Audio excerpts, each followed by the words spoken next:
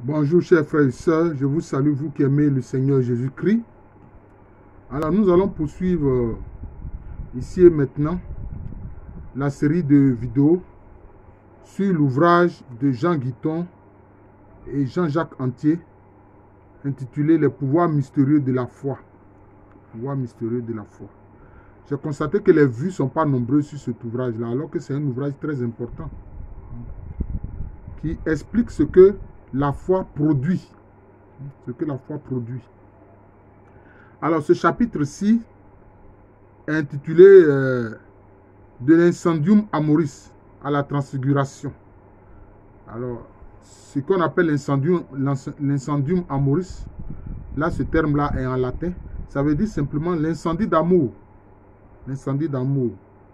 Et donc, il va, lui, Jean Guiton et Jean-Jacques Antier donnent des exemples sur des personnes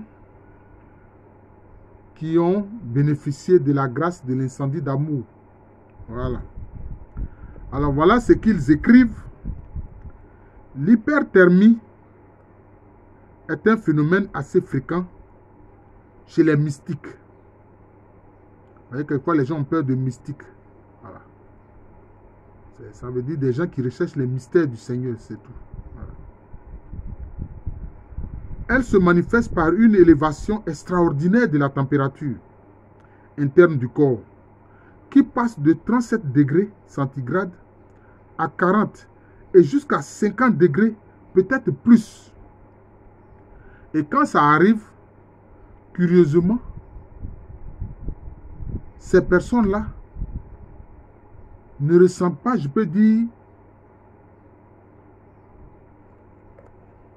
une menace de mort. Parce que quand déjà on atteint 40 degrés, c'est dangereux pour la personne. La personne peut en mourir. Mais pour eux, ceux qui connaissent l'incendium amoris ou l'incendie d'amour, il n'y a rien. Ils sont bien portants. Et pourtant, leur température est élevée. C'est de ça qu'il s'agit. Chez le commun des mortels, une intense émotion provoque souvent une forte élévation de la température. On ne peut donc s'étonner que les ardeurs émotionnelles déclenchées par les transports d'amour divin soient liées à l'incendium amoris, phénomène absolu d'hyperthermie, bien des fois rapporté dans la vie des grands mystiques, consumés du sens propre du mot par cet amour, signe extérieur à juste titre de leur ferveur, du latin fervor, c'est-à-dire chaleur. Ce fut comme un feu dévorant allumé dans mes os, dit le prophète Jérémie, notamment dans son ouvrage au chapitre 20, verset 15. Et Saint Paul, notre Dieu, est un feu dévorant. En Hébreu 12, verset 29. Bon, quelquefois, les exégètes disent que, bon, Hébreu, ça a été écrit par un disciple de Paul, que ce n'est pas Paul lui-même qui a écrit la lettre aux Hébreux. Bon, c'est une autre affaire. C'est bien d'un effet physique qu'il s'agit. La grande extatique, c'est-à-dire souvent qui tombe en extase, hein, Sainte Angèle de Foligno, 1250-1309, brûlait littéralement d'amour pour Dieu. Il me fut donné un tel feu que, debout près de la croix, je me dépouillais de tous mes vêtements. Ose-t-elle écrit dans le livre des visions.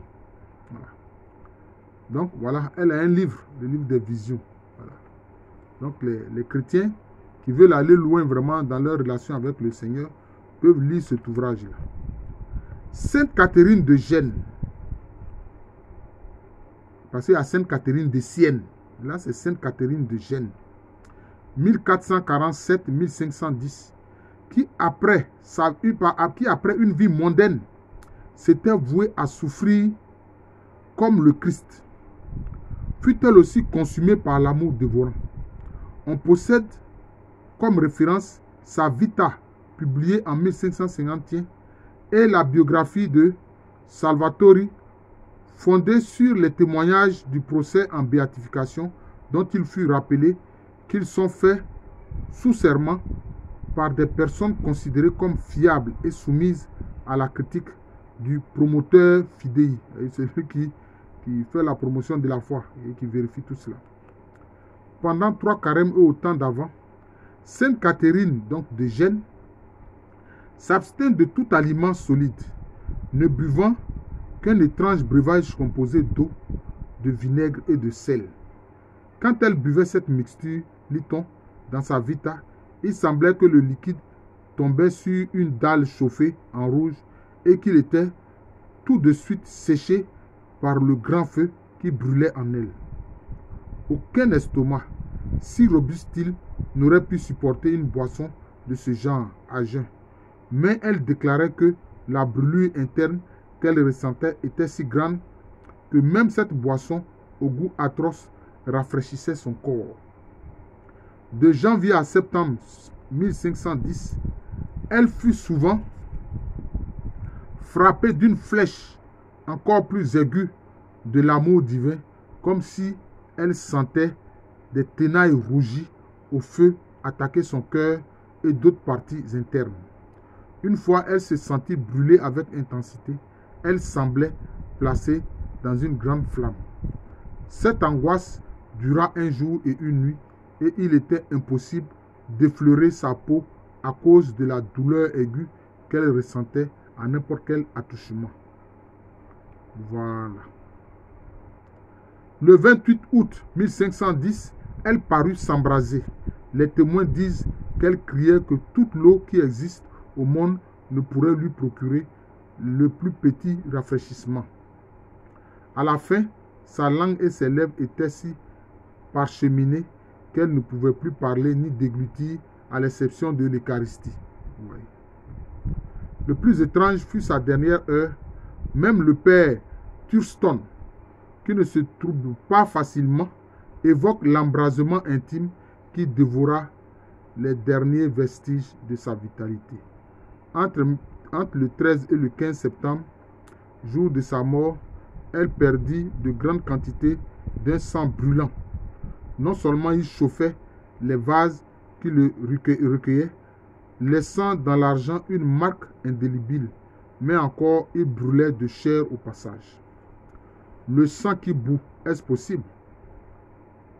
Lisez les témoignages sur Mère Serafina di Dio, carmélite de Capri, morte en odeur de sainteté en 1699 et dont la biographie fut publiée à Rome en 1748, sous la plume de oratoriens Sgilante et Pagani, entièrement fondée sur les témoignages du procès en béatification. Les religieux disent l'avoir souvent vue en prière, la figure rayonnante comme une flamme et les yeux étincelants. Si elle la touchait, elle se brûlait. Elle se disait consumée par un feu vivant. Son sang bouillait. Après sa mort, le procès verbal précise. Pendant 20 heures, son corps garda une telle chaleur, surtout dans la région du cœur, qu'on pouvait s'y chauffer le matin. La chaleur demeura perceptible 33 heures après la mort. Le corps ne perdit sa chaleur qu'après qu'on en eut retiré le cœur. C'est donc le cœur qui est la source de la chaleur. En matière de centrale nucléaire, on parle aussi du cœur. Donc vous voyez, voilà des personnes qui sont disciples de Jésus, qui ont connu l'incendie d'amour. Voilà. Donc c'est de ça qu'il s'agit. Voilà. Et Jean Guiton, c'est un théologien. Et là aussi, il est question de procès en béatification. Donc ceux qui viennent témoigner de ce qu'ils ont vu de cette personne sainte-là ne peuvent que dire la vérité, elles ne peuvent pas mentir. Donc c'est important. Et tout ça, ça nous aide, nous aussi qui sommes en cheminement, à rechercher cet amour pour le Seigneur. Vous voyez, cet amour pour le Seigneur est réel. Des gens l'ont vécu. Voilà, donc c'est cela. Alors, Sainte Marguerite Marie Alacoque, 1647-1690, la visionnaire du cœur de Jésus, raconte dans son autobiographie. Donc, vous voyez, il y a des saints qui eux-mêmes ont écrit. Quelquefois, c'est d'autres qui ont écrit sur eux. Cette plaie du cœur, dont la douleur m'est si précieuse, me consume et me fait brûler toute vive. Ces phénomènes ne sont pas rares. Dans son traité de l'amour de Dieu, saint François de Sales écrit à propos de saint Stanislas Kostka, 1030-1079, patron de la Pologne. Stanislas était assailli par une telle violence par l'amour de notre Sauveur que souvent il s'évanouissait et souffrait de spasmes. Il était obligé d'appliquer sur sa poitrine des linges trempés d'eau froide pour tempérer l'ardeur de l'amour qu'il ressentait. Une inscription latine en porte encore le témoignage sur la fontaine du jardin. Une nuit glaciale où le vent soufflait, son supérieur le rencontra errant à travers le jardin du noviciat où se trouve cette fontaine. « Que fais-tu là, Stanislas ?»« Je brûle, je brûle. » C'est lui qui répond. C'était bien le cœur qui brûlait, comme en témoigne le père Sanguigny, qui devait lui baigner la poitrine pour en atténuer la chaleur. Cela veut dire qu'on remarque ici que l'incendie d'amour vient jusqu'à toucher même l'organe. C'est-à-dire que ça touche l'organe même de la personne. C'est-à-dire que ça touche le cœur physique. Voilà. Le cœur physique. Voilà. C'est-à-dire que l'amour du Seigneur imprègne même notre corps. Ça imprègne même notre corps. Ça n'imprègne pas seulement notre esprit et notre âme, mais ça vient jusqu'à imprégner même notre corps. C'est de ça qu'il s'agit. Saint Philippe Néri, prêtre fondateur de l'oratoire 1515-1595, nous est bien connu par la biographie du père Bassi et par les témoignages de son ami et disciple le père Gallonio au procès en béatification. Là encore, la chaleur vient du cœur et s'étend à tout le corps. Voilà, donc c'est cela. Voilà. Ce feu, et concernant par exemple Sainte Gemma, il est dit, ce feu est tellement accru que je ne puis presque plus le supporter. Il me faudrait de la glace pour l'éteindre. Il m'empêche de dormir, de manger. Bien qu'il me délecte, plus qu'il me torture, il m'épuise et me consume. Cela veut dire quoi? Cela veut dire que ce feu d'amour l'empêche de dormir, l'empêche de manger. Mais cela lui fait plaisir. Voilà. Elle dit que ça la torture, mais ça lui fait plaisir. Vous voyez, c'est curieux. Quelque chose qui lui fait mal apparemment, mais cela lui plaît. Cela lui procure une joie.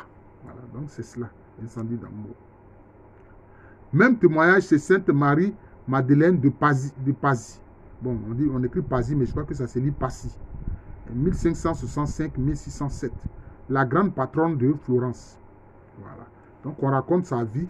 Elle aussi, elle a connu, disons, l'incendie d'amour. Voilà, ses extases, etc.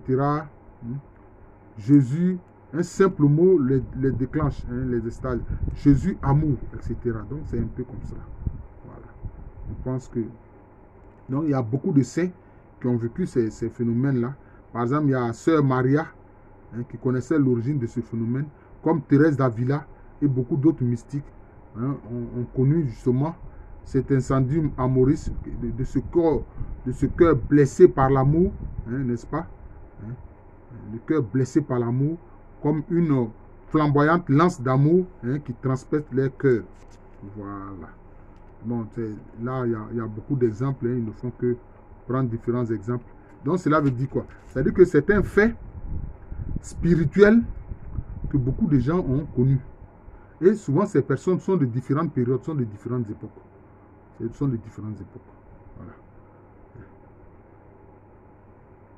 Le stigmatisé, bon, ça, c'est vers la conclusion de ce chapitre-là. Le stigmatisé qui brûle, c'est donc une forme poussée du sacrifice. Un sacrifice consumant. Mais cela ne veut pas dire qu'ils reproduisent le sacrifice du Christ. Non. Le sacrifice du Christ est unique et éternel. Mais ils sont participants. Voilà, il y a une différence. Ils sont participants du sacrifice du Christ. Voilà. C'est comme quand nous assistons à la Sainte Messe. On dit, prions ensemble au moment d'offrir le sacrifice de toute l'Église. Pour la gloire de Dieu et le salut du monde. Mais le sacrifice de l'Église, c'est un sacrifice qui est christique, qui participe du sacrifice unique de Jésus-Christ. Donc c'est ça qu'il faut comprendre. C'est très important. C'est pour ça que aller faire d'autres sacrifices, ça ne plaît pas à Dieu. Ça ne plaît pas à Dieu. Ceux qui se lèvent et puis se trompent, ouais, je m'avais fait le sacrifice de ceci, je m'avais fait le sacrifice de cela. Chers frères et sœurs, non, non, non, ne faites pas ça. Le sacrifice de Jésus là est unique et éternel. C'est tout. C'est tout. Si vous avez un sacrifice à faire là, que ce soit simplement un sacrifice participant du sacrifice unique de Jésus-Christ. C'est ça. C'est pour ça que Paul a dit quoi? Hein? Il dit qu'il veut bien en ajouter à ce qui peut manquer aux souffrances du Christ Jésus. C'est tout. C'est tout. Ce qui peut manquer aux souffrances du Christ Jésus, à son sacrifice. C'est tout.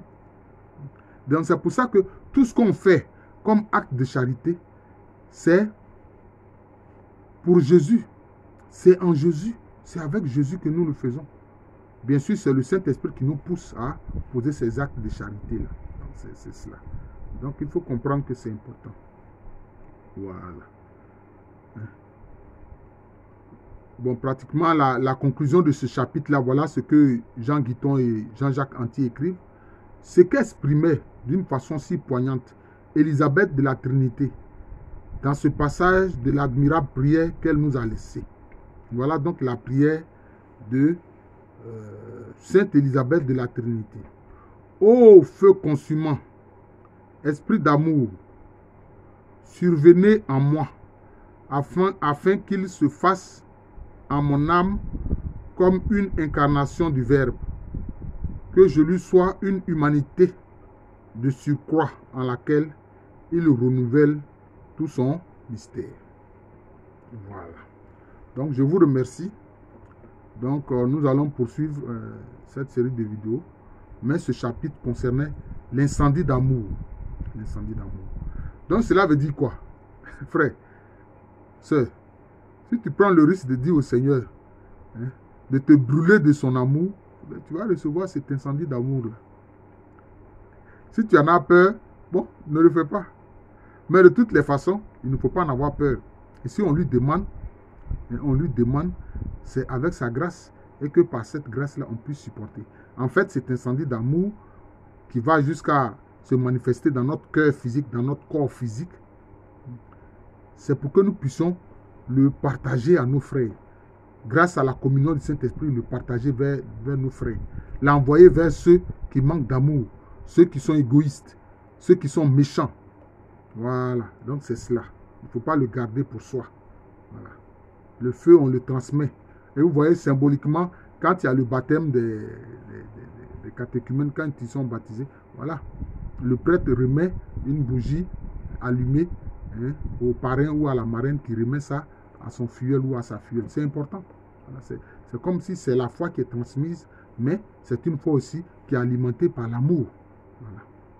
Donc je vous remercie. Je suis le frère Jean de l'amour de Jésus. C'est mon nom spirituel. C'est mon nom spirituel. Et à l'état civil, je suis le professeur Aloukwamere. Que le Seigneur nous brûle de son amour divin pour que le monde voit que vraiment, hein, le Père l'a envoyé pour manifester l'amour du Père à travers son sacrifice, à travers sa grâce. Et que, puisqu'il nous communique cet amour, nous aussi, nous devons manifester cet amour-là pour que le monde voit que vraiment, Jésus-Christ est l'envoyé de Dieu. Il est l'envoyé du Père. Voilà. Dieu fait homme. Vrai Dieu et vrai homme.